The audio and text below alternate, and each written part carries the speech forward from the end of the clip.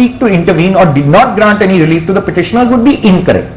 That is so far as the 396 is concerned. Okay, ठीक है sir, ठीक है सर, ठीक है. The government was not strictly forthright. Meaning कभी जो फाइनल ऑर्डर है उसका इंतजार अभी, वो फाइनल ऑर्डर जब तक नहीं आ जाता तब तक इस बारे में कुछ स्टे भी नहीं हो सकता. लेकिन मैं यहाँ पर आपसे आऊंगा, मिस्टर चतुर्वेदी, मैं आपके पास आना चाहूंगा.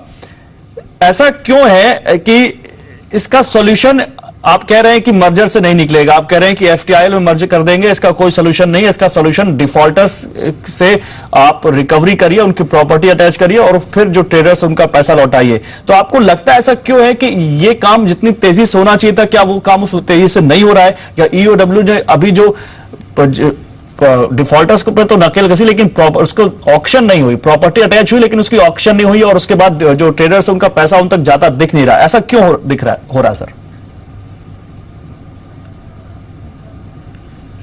नहीं, क्यों ऐसा देखिए, वो करने की, डिफॉल्टर्स के ऊपर एक्शन लेने की पावर्स तो एजेंसीज की ही है. They have to do it. And why action has been, I mean the defaulters are spared of all action.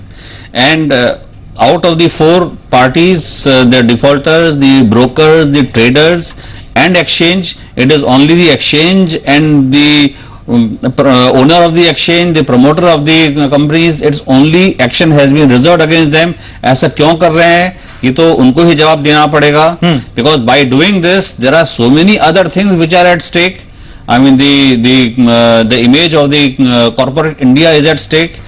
So easily, by way of a merely executive order, such irreversible actions can be taken even when the investigation is in process. The trial has not happened. The judiciary has not applied its mind.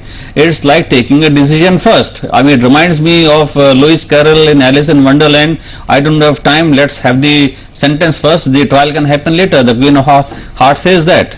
So we are in that kind of a